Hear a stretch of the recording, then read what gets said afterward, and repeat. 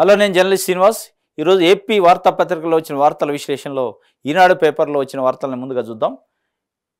కాపులకు జగన్ దగా, కార్పొరేషన్ నిర్లక్ష్యం చేసిన వైకాపా సర్కార్. ఎక్కడికక్కడ ఆగిన కాపు భవనాల నిర్మాణం, వారి విదేశీ విద్యా పథకం పైన కుతంత్రాలు. వారి ఓట్లు కావాలి, వారంతా తన పక్షాన్ని నిలవాలి, తనకు జేజేలు పలకాలి, కానీ వారి అభివృద్ధి మాత్రం వద్దు. కాపుల విషయంలో జగన్ తీరు అచ్చం ఇలానే ఉంది.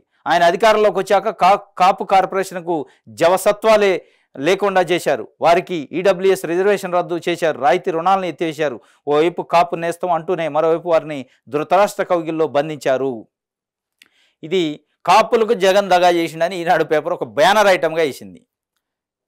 కాపులకు జగన్మోహన్ రెడ్డి దగా చేసిండా లేదా అనేది కాపు సోదరులకి, ఏపీలో ఉన్న ప్రజలకి తెలుసు. ఈ వార్త అనుకున్న ఉద్దేశం ఏంటంటే, ఈరోజు కాపు అనే బ్రాండ్తో పవన్ కళ్యాణ్ ఆల్రెడీ పార్టీ పెట్టిండు, అసలు ముఖ్యమంత్రి అవుతారు, అధికారంలోకి వస్తామేమని పాపం కింద లెవెల్లో ఉన్న యూత్ కానీ కాపులు కానీ మా క్యాస్ట్కి సంబంధించిన అతను పవన్ కళ్యాణ్ ఆయనకు మద్దతు ఇవ్వాలి అనుకున్నారు. తీరా చూస్తే చంద్రబాబు నాయుడు చేతిలో మోసపోయాడు. 24 సీట్లకి 3 ఎంపీలకు ఒప్పుకున్నాడు. దాని తర్వాత దానికి 21కి వచ్చింది. ఇప్పుడు ఆ 21 పోయి మరి 11కి వస్తుందా 10కి వస్తుందా తెలియని పరిస్థితుల్లో కాపు సోదరులు అయోమయం విస్మయం ఆందోళనలో ఉన్నారు. అంటే ఎవరు మోసం చేసినట్టు, ఎవరు దగా చేసింది అనేది స్పష్టంగా కనిపిస్తుంది. కాపు కమ్యూనిటీలో ఒక రకంగా తెలుగుదేశం పార్టీ పైన, తెలుగుదేశం పార్టీ కూటమి పైన వ్యతిరేకత వచ్చింది. అంటే మోసం చేసిండు చంద్రబాబు నాయుడు, పవన్ కళ్యాణ్ మోసం చేస్తుండు, పవన్ కళ్యాణ్తో పాటు మమ్మల్ని కూడా మోసం చేస్తుండు. సీట్ల విషయంలో కానీ ఓట్ల విషయంలో మా ఓట్లు కావాలి, మా సీట్లను గుంజుకునే కార్యక్రమం చేస్తుండు. 24 సీట్లు ఇవ్వటమే పెద్ద అవమానం. దానికి ఇంకొక పెద్ద అవమానం ఏంటంటే 21 సీట్లకు కుదించడం. 21 ఇంకా ఏం చేస్తాడు అనేది కూడా తెలియని పరిస్థితుల్లో కాపుల్ని నిండా ముంచిండి అనే ఒక వ్యతిరేకత వస్తుంది. కాబట్టి ఆ వ్యతిరేకతను పోవడానికి జగన్ కాపులను దగా చేస్తాడని ఒక వార్త తీసింది. ఎక్కడ చేసిన జగన్ కాపుని అనేది వాళ్ళకి అర్థం కావట్లే. జగన్ మమ్మల్ని ఎక్కడ దగా చేసింది చంద్రబాబు కదా అని కాపు సోదరులు కింది స్థాయిలో అనుకుంటున్న పరిస్థితి. మా నాయకుడు హరిరామజోగే లాంటి వాళ్ళు కానీ, ముద్రగడ పద్మనాభం లాంటి వాళ్ళు కానీ వీళ్ళంతా పవన్ కళ్యాణ్కి సపోర్ట్ చేసి పవన్ కళ్యాణ్ ముఖ్యమంత్రి అవుతారు, మా కమ్యూనిటీ కూడా ఒకసారి ఈ రాష్ట్రాన్ని ఏలిద్ది, ఎప్పుడు కమ్మలో రెడ్లైనా అని చెప్పి వాళ్ళు ఆలోచిస్తున్న పరిస్థితుల్లో అమాంతం దాన్ని గొంతు బిసికి పక్కన పడేసిండు. జనసేన అనే పార్టీని గొంతు బిసికి బొండకి బిసికేసిండు చంద్రబాబు నాయుడు. ఆ పార్టీ అనేది ఉనికి లేకుండా చేసే ప్రయత్నం చేస్తుండు. ఆ ప్రయత్నంలో సక్సెస్ అవుతున్నట్టు అనిపిస్తుంది. ఎందుకంటే ఎప్పుడైతే 24 సీట్లకి పవన్ కళ్యాణ్ ఒప్పించిండో, 24 సీట్లే ఇస్తామని ఆయన మైండ్ వాష్ చేసిండో, 24 నుంచి ఎప్పుడైతే 21 సీట్లకి ఇంకా కుదించిండో, రోజు రోజుకి గ్రాఫ్ పడిపోతుంది. కాపులలో తెలుగుదేశం పార్టీ పైన తీవ్రమైన వ్యతిరేకత ఏర్పడుతుంది. దాన్ని పోగొట్టే ప్రయత్నం ఈనాడు చేస్తుంది. కానీ ఈ రోతలతోని కాపు సోదరులు జగన్మోహన్ రెడ్డికి దూరం అయ్యే పరిస్థితి లేదు, తెలుగుదేశం పార్టీకి దగ్గర అయ్యే పరిస్థితి లేదు. ఎందుకంటే మీ సంఖ్యలే కనపడతాయి క్లియర్గా. 175 స్థానాలు ఉన్న అసెంబ్లీలో ఏపీలో 24 సీట్లు ఇచ్చినవంటే 10-13% సీట్లు ఇచ్చి అంత పెద్ద star, power star, cinema celebrity, ఒక నిజాయితీపరుడు, ఒక మార్పు తీసుకొస్తా అని రాజకీయాల్లోకి వచ్చిన వ్యక్తికి నువ్వు, ఆ పార్టీకి, వాళ్ళ కమ్యూనిటీ అంత పెద్దగా ఉంది, వాళ్ళను అవమానించిన తర్వాత ఎవరు మోసం చేస్తున్నారు, ఎవరు దగా చేస్తున్నది ప్రజలకి, కాపు సోదరులకి అర్థమైంది. కాబట్టి వాళ్ళని డైవర్ట్ చేసే కార్యక్రమం ఈనాడు ఒక రాత రాసింది, ఒక హెడ్డింగ్ పెట్టి. కానీ దీన్ని నమ్మే పరిస్థితుల్లో లేరు. ఇట్లాంటి రాతలు, ఇట్లాంటి వీడియోలతోని ప్రయోజనం లేదు. కానీ వాళ్ళకి ఏమైనా సీట్లు ఇచ్చి ముఖ్యమంత్రికి అనౌన్స్ చేయి. కాపులు దగా చేసిండు కదా జగన్మోహన్ రెడ్డి, నువ్వు చేయి.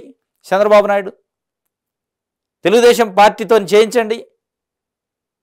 కాపు నాయకుడు పవన్ కళ్యాణ్ ఉండు కదా, ఆయన ముఖ్యమంత్రికి అనౌన్స్ చేయండి. ఏముంది, మీకు కావాల్సిన జగన్మోహన్ రెడ్డి దిగిపోవాలా? ముఖ్యమంత్రి మీ చంద్రబాబు నాయుడే కావాలని రూల్ ఏం లేదు కదా. ఆయన ఆల్రెడీ 15 ఏళ్ళు పరిపాలించిండు కదా. ఒక కొత్త వ్యక్తి, కొత్త పరిపాలన, కొత్త తరం, యువ రక్తం పరిపాలనలోకి వస్తే తప్పేంది? మరి అదే కాపు సోదరుడు కదా, పవన్ కళ్యాణ్ పెట్టండి ముఖ్యమంత్రిగా. మీరు ఈయన దగా చేసిండు జగన్ అనుకోండి, మీరు న్యాయం చేయండి కాపులకి. ఎవరు వద్దన్నారు మిమ్మల్ని? ఎక్కడ ఎవడవుతాడు? ఇవన్నీ కుటిల నీతి అనమాట. ఏదో చేసి, ఏదో రాతలు పూతలు చేసి 2 నెలలు పబ్బం గడుపుకొని వాళ్ళు ఓట్లు వేయించుకొని బయటపడాలనే ఒక ప్రయత్నం తప్ప, ఏదో విద్యా పథకం అంట, ఈ పథకం అంట, ఇవన్నీ ఇగో ఇక్కడ గంప కింద వేసి ఆయన ఇది చంద్రబాబు నాయుడు. వాస్తవంగా ఈ ప్లేస్లో చంద్రబాబు నాయుడు ఉండాలి. ఈ కార్టూన్ వాస్తవంగా రివర్స్ అయింది. ఇక్కడ జగన్ కాదు ఉండాల్సింది, చంద్రబాబు నాయుడు ఉండాలి. చంద్రబాబు నాయుడు గంప కింద వేసి కాపుల్ని కప్పేసిండు 21 సీట్లకి ఈ రోజుకి.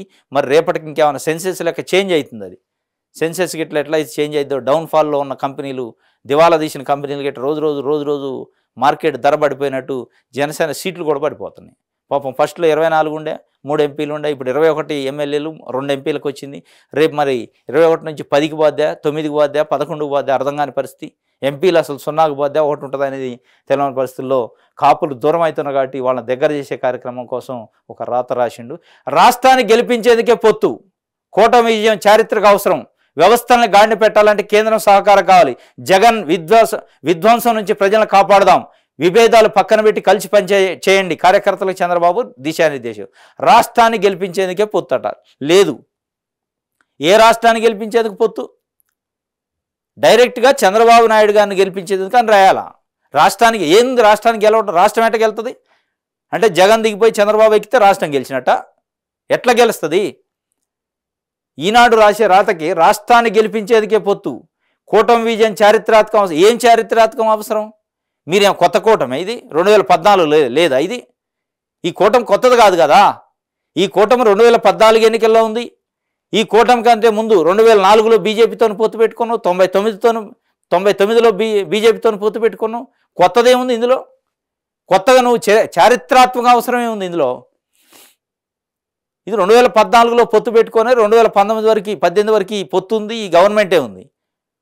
నువ్వు ఇలా వ్యవస్థలను గాడిన పెట్టాలంటే కేంద్రం సహకారం కావాలంటున్నావు. మొన్నటిదాకా మీరేం చెప్పారు?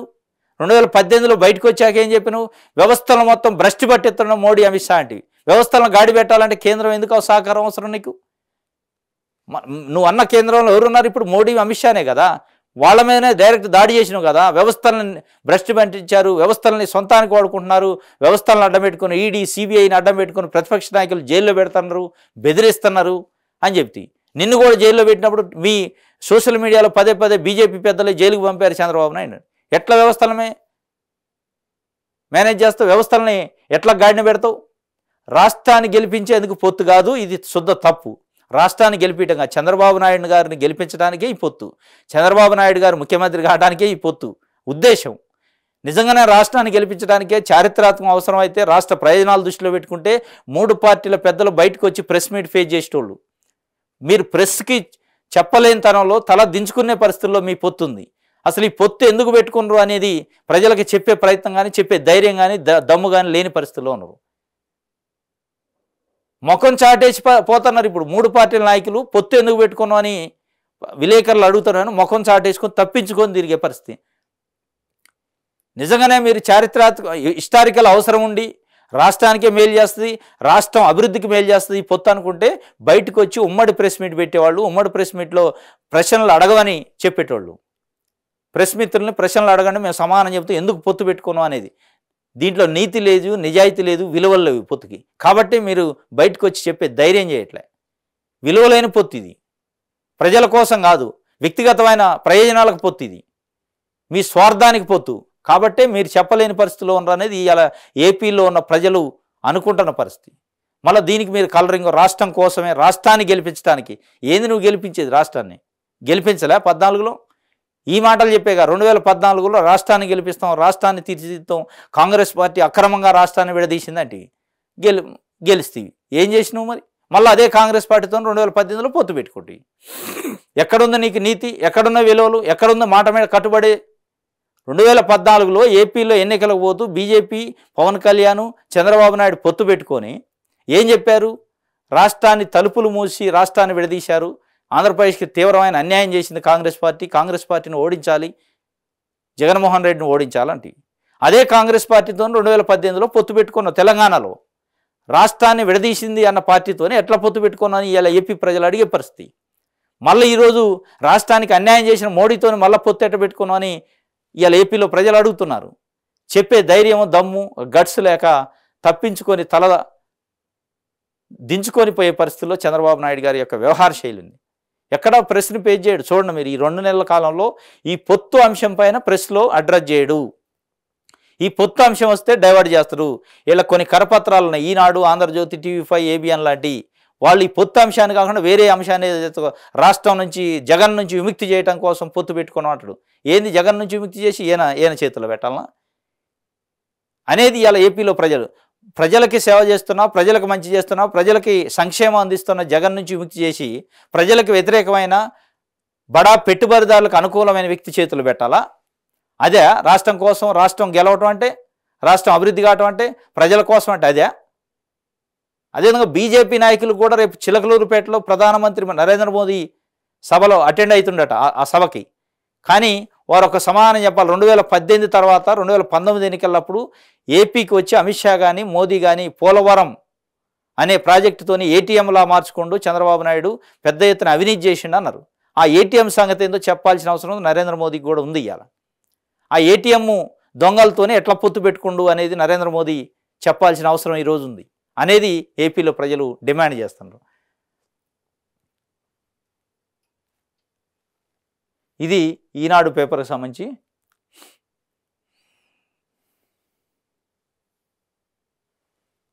ప్రజాశక్తి చూద్దాం. వెల్లువెత్తిన నిరసనలు, సిఏఏపై అస్సాం, బెంగాల్లో ఆందోళనలు, పోరాటం కొనసాగిస్తామన్న ప్రతిపక్షాలు. న్యాయ పరిధిలో ఉంటే ఎలా అమలు చేస్తారని ప్రశ్న.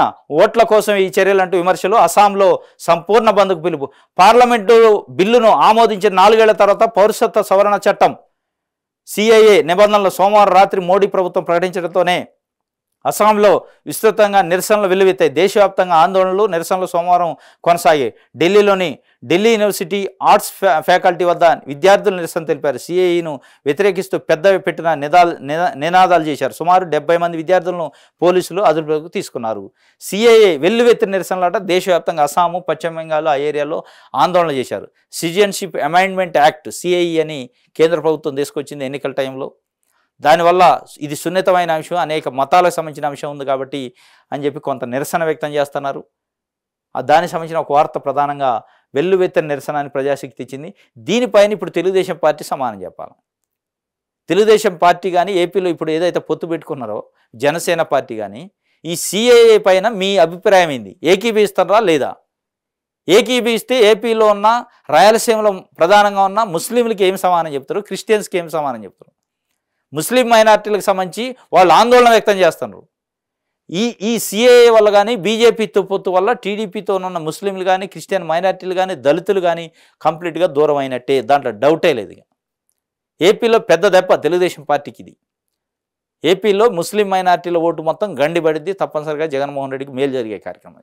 ఈ పొత్తు బీజేపీ కూటమి, బీజేపీ తెలుగుదేశం పార్టీ జనసేన కూటమి అనేది ఎప్పుడైతే ఏర్పడదో ఆ రోజే జగన్మోహన్ రెడ్డి విజయం సాధించినట్లు లెక్క అనేది ఏపీలో ప్రజలు చర్చించుకుంటున్నారు. ఈవెన్ తెలుగుదేశం పార్టీ కార్యకర్తలు ఈరోజు చర్చించుకుంటున్నారు. ఢిల్లీలో బీజేపీ పార్టీతో పొత్తు పెట్టుకున్న క్షణమే తెలుగుదేశం పార్టీ పతనానికి ముహూర్తం ఖరారైందని తెలుగుదేశం పార్టీ కార్యకర్తలు ఆవేదన, ఆందోళన వ్యక్తం చేస్తున్నారు. తెలుగుదేశం పార్టీకి ముహూర్తం ఫిక్స్ చేసి వచ్చిండి చంద్రబాబు నాయుడు ఢిల్లీలో. మా పార్టీ క్లోజ్ అయ్యే పరిస్థితి ఉంది, ఎలక్షన్ తర్వాత చంద్రబాబు నాయుడు చేతిలోనే భూస్థాపితం అయింది తెలుగుదేశం పార్టీ అని తెలుగుదేశం పార్టీ కార్యకర్తలు చర్చిస్తున్నారు. ఎందుకంటే ఢిల్లీ పెద్దల ఆత్మగౌరవానికి, అంటే తెలుగువాడి ఆత్మగౌరవానికి ప్రతీకగా ఢిల్లీ పెద్దల చేతిలో తెలుగువాడి ఆత్మగౌరవం అబాస్పాలవుతుందని, తెలుగువాడి ఆత్మగౌరవాన్ని నిలబెట్టడానికి, ఢిల్లీ చేతుల్లో తాకట్టు పెట్టకుండా ఉండడానికి ఢిల్లీ పెద్దలకు వ్యతిరేకంగా పెట్టిన పార్టీ తెలుగుదేశం పార్టీ అన్న ఎన్టీఆర్ గారు. అదే ఢిల్లీలో తెలుగుదేశం పార్టీ పతనానికి ముహూర్తం ఫిక్స్ చేసి చంద్రబాబు నాయుడు వచ్చిండు. ఏదైతే ఆ రోజు కాంగ్రెస్ పార్టీ పెద్దలు కానీ కేంద్రంలో ఉన్న పెద్దలు ఢిల్లీ నుంచి వచ్చి తెలుగువారి ఆత్మగౌరవాన్ని కించపరిచారనే ఉద్దేశంతో దాన్ని స్పిరిట్గా తీసుకొని పార్టీ పెడితే అన్న ఎన్టీ రామారావు గారు ఈరోజు అదే తెలుగువాడి ఆత్మగౌరవాన్ని ఢిల్లీ వీధుల్లో తాకట్టు పెట్టి అక్కడే పతనానికి నాంది పునాది వేసి వచ్చిండి చంద్రబాబు నాయుడు అనేది ఇలా ఏపీలో ఉన్న తెలుగుదేశం పార్టీ కార్యకర్తలు చర్చించుకుంటున్నారు. ఇది ప్రజాశక్తికి సంబంధించి.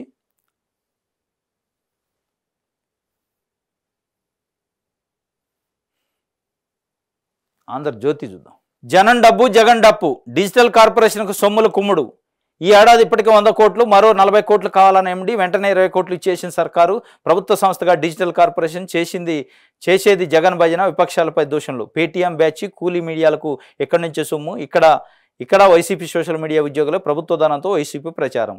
జగన్ డబ్బట, జనం డబ్బట, జగన్ డప్పట. వార్త ఆంధ్రజ్యోతి పేపర్ బయాన్ రైట్. జనం డబ్బు జగన్ డప్పు. అదే చంద్రబాబు నాయుడు గారు పాపం అధికారంలో ఉన్నప్పుడు వాళ్ళ ఆస్తులు, వాళ్ళ హెరిటేజ్ సంస్థలు అమ్మీ తీసుకొచ్చి జనానికి పెట్టిండు పాపం. ఏ యాడ్లు వేసినా తెలుగుదేశం పార్టీ కానీ అప్పుడున్న ప్రభుత్వానికి సంబంధించిన యాడ్లు వేస్తే ఒక్క రూపాయి కూడా ప్రభుత్వ సొమ్ము వాడుకోలే. ఎందుకంటే నీతి నిజాయితీవంతులు సత్య హరిశ్చంద్రుడు చంద్రబాబు నాయుడు కాబట్టి ఆయన సొంత ఆస్తులు అమ్మి ప్రజలకు పెట్టిండు. ఆయనకి ఇప్పుడు ఏం ఆస్తులు లేవు. అప్పట్లో అనేది 2 ఎకరాల నుంచి 2,000 కోట్లకి సంపాదించండి అని. ఆ 2,000 కోట్లు పాపం జనం కోసమే పెట్టిండు. మొత్తం అమ్మేసి బజార్ను ఉండే పరిస్థితికి వచ్చింది ఇవాళ చంద్రబాబు నాయుడు. ఇక్కడేమో జనం డబ్బుల్ని జగను వాడుకుంటుండట, అక్కడేమో చంద్రబాబు నాయుడు డబ్బుల్ని జనం వాడుకున్నట్టు వీళ్ళకి కళ్ళకు కనపడుతుంది. పచ్చ కామెరలోడికి లోకం అంతా పచ్చగా కనపడ్డట్టు జనం డబ్బట, జగన్ డబ్బట. అధికారంలో ఉన్నప్పుడు మీరు ఏడిచింది అదేనా? మీరు చేసింది ఏంది? పెద్ద పెద్ద యాడ్లు, పసుపు కుంకుమ అని ఒక స్కీము, పట్టిసీమ ప్రాజెక్టు ఓపెన్ అయితే ఒక స్కీము, శంకుస్థాపన అయితే ఒక యాడు. మీరు చేసింది ఏంది? మీ సోషల్ మీడియా ఏంది? మీ కథ ఏంది? మీ డిజిటల్ మీడియా ఏంది? ఈ ప్లాట్ఫామ్ ఈ వ్యవస్థని అలవాటు చేసింది చంద్రబాబు నాయుడు.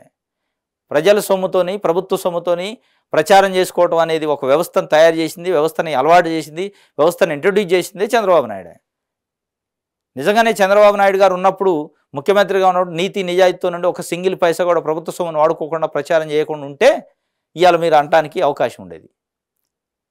మీరు ఏడ్చింది అదే కదా. కొన్ని 100 కోట్ల రూపాయల ప్రభుత్వ సొమ్ముతో యాడ్లు ఎంచుకొని ప్రచారం చేసుకొని మళ్ళీ ఇలా జనం డబ్బుతోని జగన్ డబ్బు అంటే ఎవడు నమ్ముతుడు? ప్రజలు నవ్వుకునే పరిస్థితి ఏపీలో.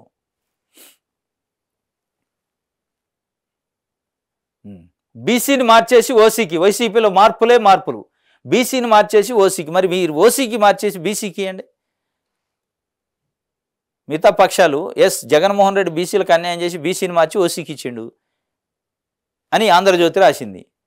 మిగతా పక్షాలు తెలుగుదేశం పార్టీ కానీ, బీజేపీ కానీ, జనసేన కూడా ఓసీకి ఉన్న టికెట్లను బీసీలకి ఇవ్వండి. మీరు న్యాయం చేసినట్టు అది. బీసీని ముఖ్యమంత్రి చేయండి. బీసీలు అడుగుతున్నారు ఇవాళ. బీసీని ముఖ్యమంత్రి చేస్తే మీకే పట్లదాయి. బీసీల ఓట్లన్నీ గొంపు కొత్త పడతాయి. టార్గెట్ 160 లక్ష్య సాధన కలిసి పనిచేద్దాం. ఏం లక్ష్య సాధన? ఏంటి లక్ష్య సాధన? చంద్రబాబు నాయుడు అంటుండు లక్ష్య సాధన కలిసి పనిచేద్దాం. ఏమి లక్ష్య సాధన? నువ్వు ముఖ్యమంత్రి కావటమా? అయితే ఏమవుతుంది జనాలకి? ఆల్రెడీ అయినవుగా 15 ఏళ్ళు. ఈయన చేయండి, పవన్ కళ్యాణ్ గారిని చేయండి ముఖ్యమంత్రి. అది లక్ష్య సాధన అంటే.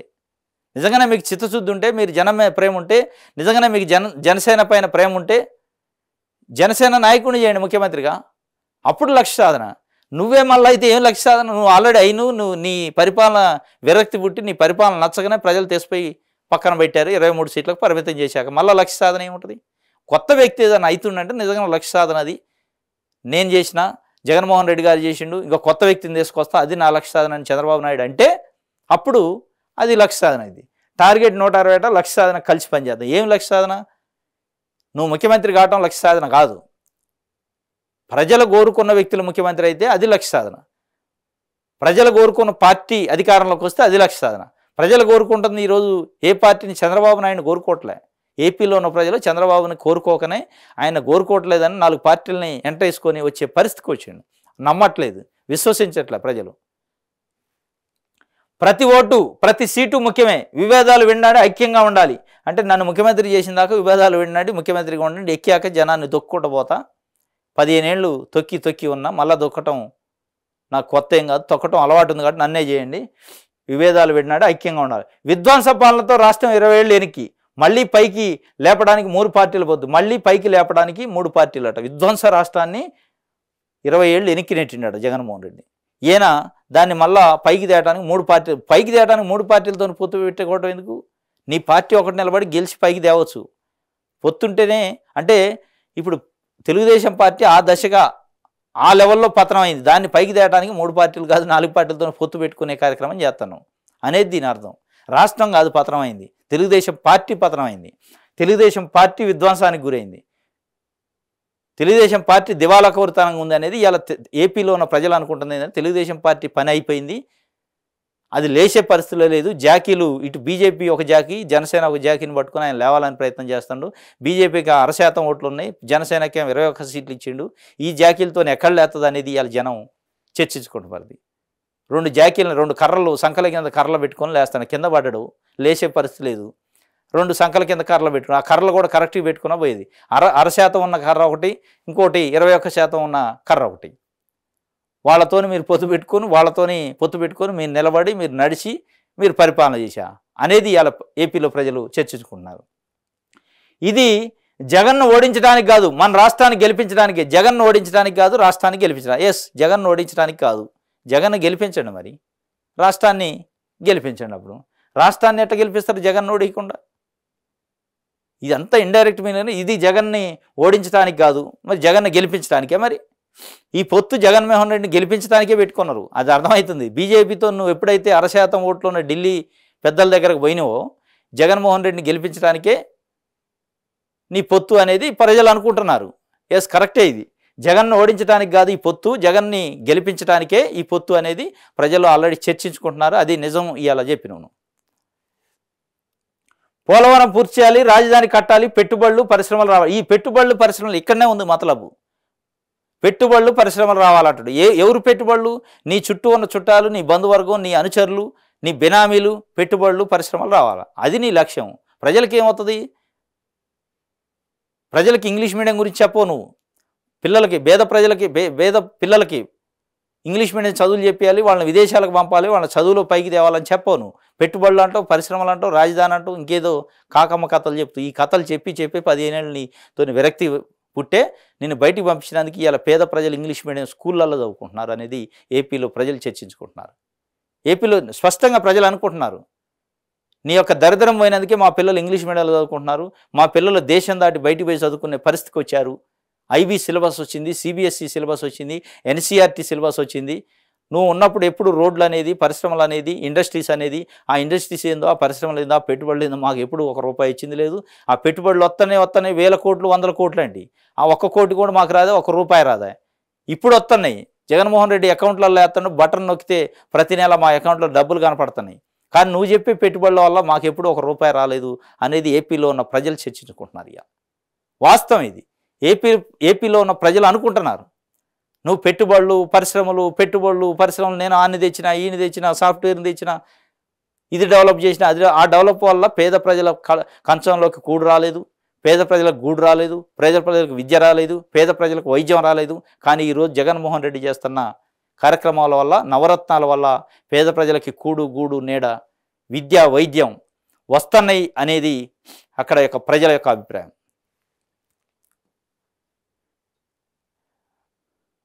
అభ్యర్థులు ప్రజల్లో లేకపోతే మార్చేస్తా అని చంద్రబాబు నాయుడు చెప్పిండట. 56,000 మంది పార్టీ నేతలతో టెలికాన్ఫరెన్సు, ఉమ్మడి సభను జయప్రదం చేయాలి, శిథిల రాష్ట్రాన్ని నిలబెట్టడానికి ఇది తొలి అడుగు అని బాబు. పేట సభకు భారీ ఏర్పాట్లు, ప్రతిష్టాత్మకంగా తీసుకున్న 3 పార్టీలు, ఉమ్మడి కమిటీలతో లోకేష్ భేటీ, సభాస్థలికి నేడు భూమి పూజ. ఇది ఒక వార్త. ఈయన చంద్రబాబు నాయుడు గారు చెప్పింది. ఇది పవన్ కళ్యాణ్ గారు. ఇది నవశకం పొత్తు, వైసీపీ కబంధ హస్తాల నుంచి రాష్ట్రాన్ని కాపాడేందుకే పొత్తు అని పవన్ కళ్యాణ్ చెప్పిండు. ఇది నవశకం పొత్తట, వైసీపీ కబంధ హస్తాల నుంచి రాష్ట్రాన్ని కాపాడేందుకే పొత్తు అని పవన్ కళ్యాణ్ గారు చెప్తున్నారు. వైసీపీ కబంధ హస్తాల నుంచి మీరు అన్నట్లే రాష్ట్రాన్ని కాపాడి ఎవరు కబంధ హస్తాల్లో పెడతావు? మరి చంద్రబాబు నాయుడు కబంధ హస్తాల్లోనా? పెట్టడానికే కాదు మీ ప్రయత్నం అంతా అనేది ఈరోజు ఏపీలో ప్రజలు. వైసీపీ కబంధ హస్తాల నుంచి రాష్ట్రాన్ని కాపాడుకునే అవసరం మాకు లేదు అనేది ఈరోజు ఏపీలో ప్రజలు. చంద్రబాబు నాయుడు యొక్క కబంధాస్తాల నుంచి మేమే విముక్తి చేసుకున్నాం 2019లో, ఇప్పుడు మాకు చాలా బాగుంది. వైసీపీ కబంధాస్తాల నుంచి నువ్వు విడదీసి నీ చేతిలో పెట్టుకోవడానికి కాదు కదా, నువ్వు దేశపై మళ్ళా ఏదైతే మేము తిరస్కరించిన వ్యక్తి చేతిలో పెట్టడానికి ప్రయత్నం చేస్తున్నావు కాబట్టి నీకు ఓట్లేసే పరిస్థితి లేదని ఇవాళ ఏపీలో ప్రజలు అనుకుంటున్న పరిస్థితి. ఇది నవశకం పొత్తు కాదు, ఇది చంద్రబాబు నాయుడు శకం పొత్తు. చంద్రబాబు నాయుడు శకాన్ని తీసుకురావడానికి ఒక పొత్తు తప్ప నవశకం లేదు. ఇది ఇందులో ఏ శకము లేదు. అసాధ్యాన్ని సుసాధ్యం చేశా, పొత్తు కుదిరించడంలో కీలక పాత్ర పోయించాయి. ఏంది అసాధ్యం ఏముంది అందులో? ఆయన తహతాలాడుతున్న పొత్తుకి, దాంట్లో అసాధ్యం ఏముంది? నిజంగానే చంద్రబాబు నాయుడు పొటెన్షియల్గా ఉండి బాగా పార్టీ జోష్లో ఉండి పార్టీకి ఆధారం నుండి ప్రజల్లో ఉంటే నిన్ను దగ్గరికే రానియడు. ఆయన కాడు లేదు, ఆడ కుప్పగూలు 2 కాళ్ళు లేచే పరిస్థితి లేక అది కుంటెద్దులు ఎగ్గైంది. ఆ కుంటెద్దుని పట్టుకొని మీరు ఏదో అసాధ్యాన్ని ఏముంది అసాధ్యాన్ని పొత్తు పెట్టుకోవాలని ఆయన తాతాలాడి ఏ మోడీని తిట్టినా ఆ మోడీతోని పొత్తు పెట్టుకోవాలని తాతాలాడుతాను. నాకు ఇంకా నీతోని పొత్తు పెట్టుకోవడానికి అందులో ఏముంది? అందులో వాళ్ళకి అసాధ్యం. బీజేపీతోని కన్విన్స్ చేయటం, బీజేపీ పొత్తుకి ముందుకు రాలేదు. చంద్రబాబు నాయుడు అంటే వాళ్ళకి ఒక రకమైన నెగిటివ్ ఒపీనియన్ ఉండి వాళ్ళు వద్దు అన్న పరిస్థితుల్లో అది అసాధ్యమే వాస్తవంగా. దాన్ని సాధ్యం చేసినావు. కానీ దేనికోసం చేసినావు? చంద్రబాబు నాయుడు కోసం చేసినావు అనేది ప్రజల్లో అర్థమైంది. ఇది ఒక వార్తగా ఆంధ్రజ్యోతి ఇచ్చింది. నెక్స్ట్ ఆంధ్రప్రభ చూద్దాం. జగన్ అనే నేను మరో 73 రోజుల్లో కౌంట్ డౌన్ క్లాక్ బోర్డుల ఆవిష్కరణ, లాంఛనంగా పార్టీ కార్యాలయాల్లో ఏర్పాటు, వైసీపీ సరికొత్త ప్రచారానికి సిద్ధం. మరోవైపు అధికార పార్టీకి దీటుగా టీడీపీ భారీ సభలకు సన్నాహకాలు, రాష్ట్రంలో వేడెక్కుతున్న రాజకీయ వాతావరణం. జగన్ ముందు 3 మేనిఫెస్టోలు, వైఎస్ఆర్ కాంగ్రెస్, ఐప్యాక్, సామాజిక ఆర్థిక నిపుణులు బృందం కసరత్తు, 3 రకాల మేనిఫెస్టోలు ముఖ్యమంత్రికి సమర్పణ. ఇది ఒక వార్తగా. జగన్ అనే నేను అనే ఒక బోర్డుతోని ఇట్లా డిజిటల్ బోర్డుని వాళ్ళు వైకాపా ఒక క్లాక్ బోర్డుని ఏర్పాటు చేస్తారట, ఆవిష్కరించారు. అంటే ఇంకొక 73 రోజుల్లో మళ్ళొకసారి ప్రమాణ స్వీకారం చేస్తా జగన్ అనే నేను అనే వర్డ్స్తోనే. దానికి time bound count down start అయింది అని చెప్పి ఒక క్లాక్ బోర్డుని ఏర్పాటు చేసిన దానికి సంబంధించి లాంఛనంగా పార్టీ కార్యాలయంలో ఏర్పాటు చేశారట. వైసీపీ సరికొత్త ప్రచారానికి సిద్ధం అంటూ ఒక వార్తని ఆంధ్రప్రభ వేసింది. 36,000 మందికి ఇళ్ల స్థలాలపై పూర్తి హక్కులు, జలవిహార్గా కృష్ణా తీరం 500 కోట్లతో కరకట్ట గోడ, వరదలకు అడ్డుకట్ట, బెజవాడ అభివృద్ధికి ప్రత్యేక ప్రణాళిక. 36,000 మందికి ఇళ్ల స్థలాలపై పూర్తి హక్కులట. విజయవాడలో 36,000 మందికి ఇళ్ల పట్టాలు ఇచ్చి ఆ ఇళ్ల పట్టాలపైన పూర్తి హక్కులు, డీ పట్టాలు కాకుండా కంపల్సరీ వాళ్ళు అమ్ముకోవడానికి, రిజిస్ట్రేషన్ చేసుకోవడానికి, లోన్ తెచ్చుకోవడానికి అన్నిటికీ అవకాశం ఉండే విధంగా 36,000 మందికి ఇళ్ల పట్టాలు ఇచ్చిన దానికి సంబంధించిన ఫోటోని జగన్మోహన్ రెడ్డి గారు పంపిణీ చేసినట్టు ఒక వార్తను వేశారు. ఇది ఒక వార్త. నెక్స్ట్ టీడీపీ రెండో జాబితా రెడీ అట. రేపు 20 నుంచి 25 మంది అభ్యర్థుల ప్రకటన, 8 లోక్సభ స్థానాలు ఖరారు.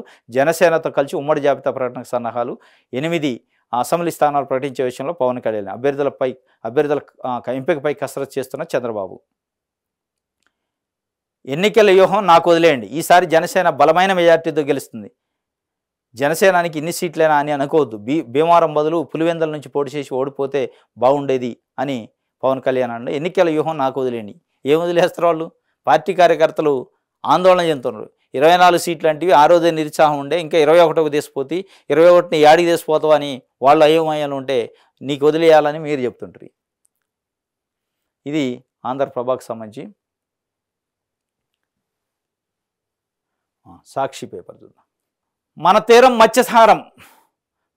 మత్స్యహారం అంటే చేపలకు సంబంధించి 20,000 కోట్లతో తీరం వెంట మౌలిక సదుపాయాలు, ప్రతి 50 కిలోమీటర్లకి ఒక పోర్టు లేదా ఫిషింగ్ హార్బరు లేదా ల్యాండింగ్ సెంటర్లు, వాయువేగంతో 4 పోర్టులు, బ్లూ ఎకానమీని పెంచేలా చర్యలు,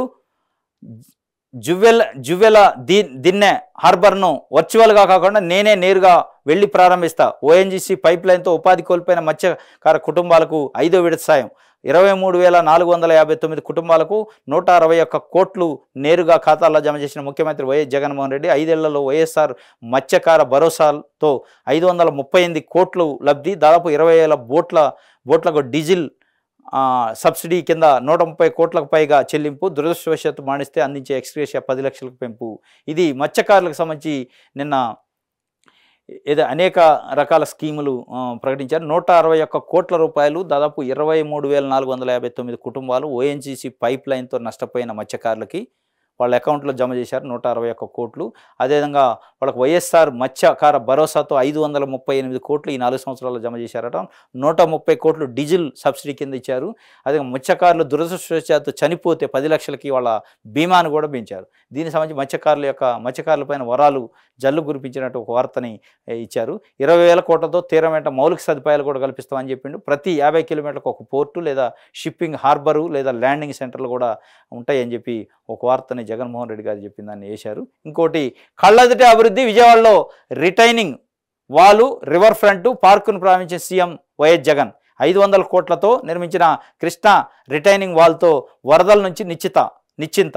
239 కోట్లతో మురుగునీటి శుద్ధి ప్లాంట్కి శంకుస్థాపన, 31,866 మంది పేదలకు సంపూర్ణ హక్కులతో పట్టాలు. కళ్ళెదుటే మీకు అభివృద్ధి కనిపిస్తుంది విజయవాడలో రిటైనింగ్ వాలు, రివర్ ఫ్రంట్ పార్కును ప్రారంభించిన సీఎం జగన్. 500 కోట్లతో నిర్మించిన కృష్ణా రివర్ పక్కన రిటైనింగ్ వాల్తోని దానికి సంబంధించిన ఒక వార్తని వేసింది. ఇంకోటి చనిపోయిన చిత్రవద, టీడీపీ జనసేన సోషల్ మీడియా ముఖలు బరితెగింపు, గీతాంజలి వ్యవహారంలో మరింత నీచానికి దిగజారిన పచ్చ ముఖలు, కేసుల భయంతో ఆమెపై పెట్టిన దారుణమైన వ్యాఖ్యలు తొలగింపు, ఆత్మహత్య సమయంలో ఎవరో తీసిన వీడియోను ఎడిట్ చేసిన టీడీపీ, అందులో ఆమె క్యారెక్టర్ను అవమానించేలా కొన్ని వ్యాఖ్యలు జోడింపు, ఎవరో ఇద్దరు తోసేశారట, ఎవరా ఇద్దరు అనే మాటలతో ఎడిట్, వాటినే పట్టుకొని తోసేసింది ఎవరు అంటూ చెలరేగిపోయిన ముఠాలు, దాన్నే వైసీపీ హత్యా రాజకీయాలు అంటూ ట్వీట్ చేసిన నారా లోకేష్. టీడీపీ దిగజాడుతనపై నివ్వెరపోయిన జాతీయ మీడియా, గీతాంజలి కుటుంబానికి రాష్ట్ర వ్యాప్తంగా సంఘీభావం ర్యాలీలు,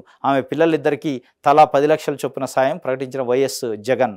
ఆడపిల్ల గౌరవానికి భంగం కలిగిస్తే కఠినంగా వ్యవహరిస్తామని వ్యాఖ్యలు, సోషల్ మీడియా వేధింపులు భరించలేక ఆత్మహత్య చేసుకుంది అని చెప్పి గీతాంజలి భర్త చెప్పిండట. ఆమె కుటుంబాన్ని పరామర్శించిన వైఎస్ఆర్సీపీ నేతలు కేసు నమోదు చేశాం, కారకులపై కఠినంగా వ్యవహరిస్తామని ఎస్పీ చెప్పిండు. గీతాంజలి అనే ఒక మహిళ, ఆమె సోషల్ మీడియాలో ఒక చిన్న వీడియో పెట్టింది. ఆమె అంటే జగన్మోహన్ రెడ్డి ప్రభుత్వంతో పొందిన లబ్ధి, ఆ లబ్ధికి సంబంధించిన ఫలితాలకు సంబంధించి ఆరు సంతోషం వ్యక్తం చేస్తూ, మాకు అమ్మఒడి కానీ, ఇళ్ల పట్టాలు కానీ, ఇండ్లు కానీ జగన్మోహన్ రెడ్డి ఇచ్చారు, అదే పెన్షన్ కానీ ఇట్లాంటివన్నీ వచ్చినాయి. జగన్మోహన్ రెడ్డి ఇచ్చిన తర్వాత చాలా కార్యక్రమాల వల్ల మాకు లబ్ధి చేకూరింది, ఆ లబ్ధి వల్ల మేము ఫలితాన్ని అనుభవిస్తున్నామని వారు ఒక వీడియో చేసి, ఒక అమాయకంగా, అంటే వారు నిజాయితీగా, ఎక్కడా కూడా దాంట్లో రాజకీయం లేదు, ఆమె నిజంగా అనుభవించిన దాన్ని వ్యక్తం చేశారు. భావ ప్రకటన చేస్తూనే ఆమెకు ఏదైతే అభిప్రాయం ఉందో జగన్మోహన్ రెడ్డి ప్రభుత్వం పైన, ఆమె పొందిన లబ్ధి పైన దాన్ని వ్యక్తపరిచారు.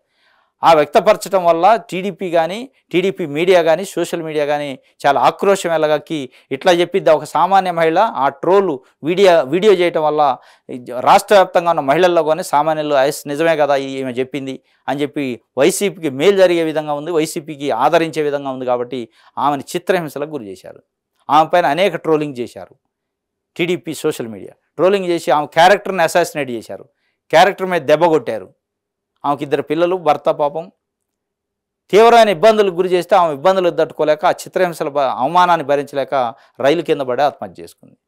ఆత్మహత్య చేసుకున్న తర్వాత కూడా వదిలిపెట్టకుండా ఆత్మహత్యకి దిగ్భ్రాంతి వ్యక్తం చేసి ముఖ్యమంత్రి జగన్మోహన్ రెడ్డి పిల్లలకి 10 లక్షలు జమ చేసిండు, వాళ్ళకి మేలు చేస్తా అన్నాడు. ఇదంతా ఒక సెంటిమెంట్గా టీడీపీకి వ్యతిరేకంగా వచ్చింది, వైసీపీకి కలిసి వచ్చే అవకాశం ఉంది కాబట్టి దీన్ని వైసీపీ వాళ్ళే హత్య చేశారు, వైసీపీ వాళ్ళే ఏదో చేశారు, ఆమె ఆత్మహత్యకు కారణం అన్నట్టు ఒక చిత్రవధ చేశారట. పాపం చనిపోయినా కానీ చిత్రవధ వదిలిపెట్టలేదు. సోషల్ మీడియాలో అనేక రకాల ట్రోల్స్ చేశారు అని చెప్పి పెద్ద ఎత్తున ప్రచారం జరుగుతుంది. దానికి సంబంధించి ఒక వార్తని సాక్షి పేపర్ వేసింది. ఇది వాస్తవంగా ఒక విధంగా దురదృష్టం. ఎందుకంటే ఒక ఆడపిల్ల చనిపోతే, ఒక మహిళ చనిపోతే సంఘీభావం తెలపాల్సింది పోయి ఆమె మీద ఇంకా క్యారెక్టర్ అసాసినేట్ చేసి, క్యారెక్టర్ని చిత్రీకరించి బ్యాడ్గా, ఆమె చనిపోయిన దానికి ఇంకొకరో కారణం అని, వేరే కారణాలు ఉన్నాయని ఆమె వ్యక్తిగత క్యారెక్టర్ మీద ముద్ర వేసే ప్రయత్నం చేయడం అనేది చాలా దారుణం. ఎందుకంటే పార్టీలు ఉంటాయి, అధికారం ఉంటుంది, పోద్ది, పార్టీలు ఉంటాయి, పోతాయి, కానీ ఒక వ్యక్తిని హననం చేయడం, వ్యక్తి క్యారెక్టర్ని హననం చేయడం అనేది చాలా తప్పు. ఇది తెలుగుదేశం పార్టీకి సంబంధించిన సోషల్ మీడియా, తెలుగుదేశం పార్టీ నాయకులు వ్యవహరించే తీరు చాలా జుగుత్సాకరంగా ఉంది. మళ్ళీ దీన్ని సమర్థించుకునే ప్రయత్నం.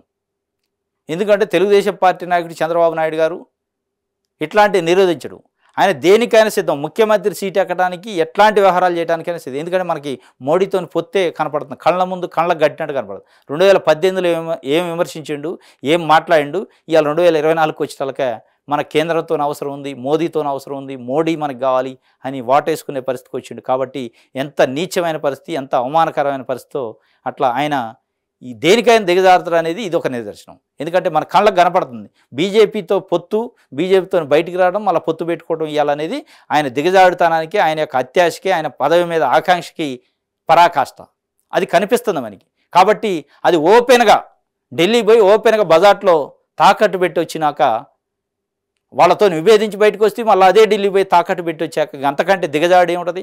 కాబట్టి ఇట్లాంటి పెద్ద విషయం కాదు ఆయనకి, చంద్రబాబు నాయుడు గారికి ఇట్లాంటి వ్యవహారాలు చేయటం పెద్ద విషయం కాదు. మనం ఆశ్చర్యపోవాల్సిన అవసరం కూడా లేదు. ఇది సోషల్ మీడియాలో ఇట్లా ట్రోల్ చేసిండేది మానవత్వం లేదంటే, మానవత్వం ఎప్పుడో మాట కలిసింది. ఆయనకు మానవత్వం అనేది ఉంటే ఇట్లాంటి చేయడు.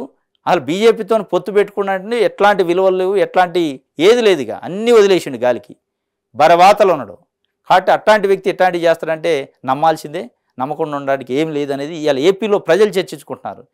చంద్రబాబు నాయుడు యొక్క క్యారెక్టర్, చంద్రబాబు నాయుడు గారి యొక్క క్యారెక్టర్ కానీ, ఆయన యొక్క విలువలు కానీ, ఆయన యొక్క నిజాయితీ గురించి కానీ ఏపీలో ఉన్న ప్రజలు పెద్ద ఎత్తున చర్చించుకుంటున్నారు.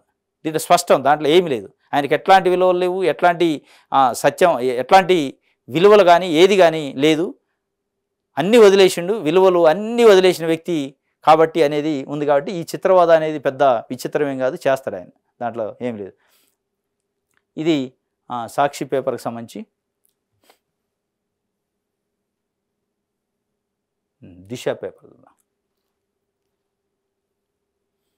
వైసీపీకి గడ్డు కాలమే. గత ఎన్నికల్లో 5,000 ఓట్ల తేడాతో ఓడిన సీట్లను టీడీపీ గెలుచుకునే అవకాశం. వైసీపీ 10,000 ఆధిక్యత సాధించిన స్థానాల్లో గట్టి పోటీ.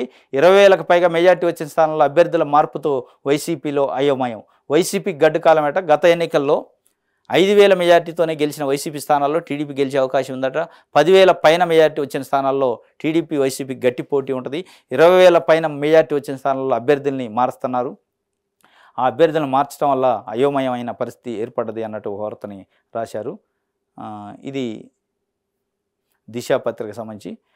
17న చిలకలూరుపేటలో శంకారాము మళ్ళీ టీడీపీ ప్రభంజనం ఖాయం. పార్టీ జాతీయ ప్రధాన కార్యదర్శి నారా లోకేష్. టీడీపీ, జనసేన, బీజేపీల పొత్తుతో 3 పార్టీల్లో నూతనోత్సాహం వెల్లువిరుస్తుంది.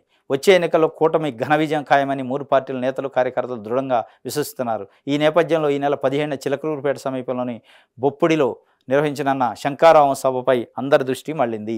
ప్రధాని మోడీ పాల్గొంటారని చెబుతున్న ఈ సభను నవశకానికి నాంది పలికేలా నిర్వహిస్తామని టీడీపీ యువనేత నారా లోకేష్ అన్నారు.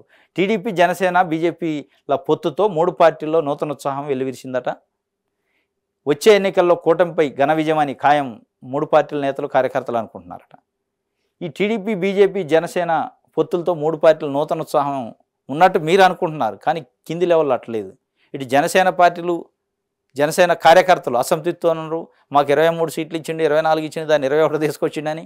తెలుగుదేశం పార్టీ కార్యకర్తలు బీజేపీతో పొత్తు పెట్టుకోవడం ఏంది, మోడీ అమిత్ షానే జైలుకు పంపారు, మోడీ అమిత్ షానే చంద్రబాబుని జైలుకు పంపింది, ఆంధ్ర రాష్ట్రానికి అన్యాయం చేసిందని చెప్పి మళ్ళీ ఆ పార్టీతో పొత్తు పెట్టుకుండని వాళ్ళు ఉన్నారు. బీజేపీ పార్టీ వాళ్ళు తెలుగుదేశం పార్టీతో పొత్తు ఎందుకు మనకి అని వాళ్ళు ఉన్నారు. కార్యకర్తలు ఎక్కడా సంతృప్తి లేదు. మీరు ఉన్నారు పైన ఢిల్లీలో కూర్చున్న పెద్దల వరకు సాటిస్ఫైడ్గా ఉన్నారు, కానీ కింద లెవెల్లో కార్యకర్తలు కానీ ప్రజలు దీన్ని హర్షించట్లేదు. దీన్ని నవశకానికి నాంది అంటున్నారు. ఏమి నవశకం? ఇదే మోదీ అమరావతి రాజధాని శంకుస్థాపన వచ్చినప్పుడు మట్టి నీళ్లు తెచ్చిచ్చిండు, ఏమి ఇచ్చిండు ఆంధ్ర రాష్ట్రానికి అంటే ఏమి నవశకం? మరి ఆయన వస్తే ఏమవుతుంది? ఇప్పుడు ఏం చెప్తుడు? ఏమన్నా 1,00,000 కోట్ల ప్యాకేజీ అనౌన్స్ చేపిస్తారా మీరు? అట్లాంటిది ఏమైనా ఉంటే నిజంగా ఏపీకి 1,00,000 కోట్లు అనౌన్స్ చేయించిన ప్రధానమంత్రితోని, అందుకే మా కోట్లు వేయండి అని చెప్పొచ్చు. మోదీతోని మీరు పొత్తు పెట్టుకున్నారు కదా, మోదీతోని ప్రత్యేక హోదా స్టేట్మెంట్ ఇప్పియండి, ప్రత్యేక హోదా ఇస్తున్నామని. ఇప్పుడు సిఏఈ బిల్లు ఎట్లా తెచ్చారు, సిటిజన్షిప్ అమెండ్మెంట్ బిల్లు ఒకటి తెచ్చారు, అది ఎన్నికల సమయంలో తెచ్చారు. అట్లాంటిది మీరు కూడా ఇప్పుడు చెప్పండి, ఎన్నికలకు ముందే ఇచ్చేసినామని చెప్పండి. లేదంటే 1,50,000 కోట్లు, 5,00,000 కోట్లు అప్పుడు అంటారుగా, మీరు 5,00,000 కోట్లు ప్యాకేజ్ ఇచ్చినా చాలని, 5,00,000 కోట్లు అనౌన్స్ చేయండి. అప్పుడు మీరు నవశకం ఇది, ఈ పొత్తు వల్ల ప్రయోజనం ఉంటుందని కార్యకర్తలు, ప్రజలు అనుకుంటారు తప్ప మీరే అనుకుని సంకలు గుద్దుకుంటే దానివల్ల లేదు. ప్రజల్లో లేదు, ప్రజల్లో తీవ్రమైన వ్యతిరేకత ఉంది అనేది ఇవాళ చర్చ జరుగుతుంది. ఇది దిశ పేపర్కి సంబంధించి. ఇది ఈరోజు ఏపీ వార్తాపత్రికలో వచ్చిన వార్తలకు సంబంధించిన విశేషణ. రేపు తాజా వార్తలతో మళ్ళీ కలుసుకుందాం. Thank you.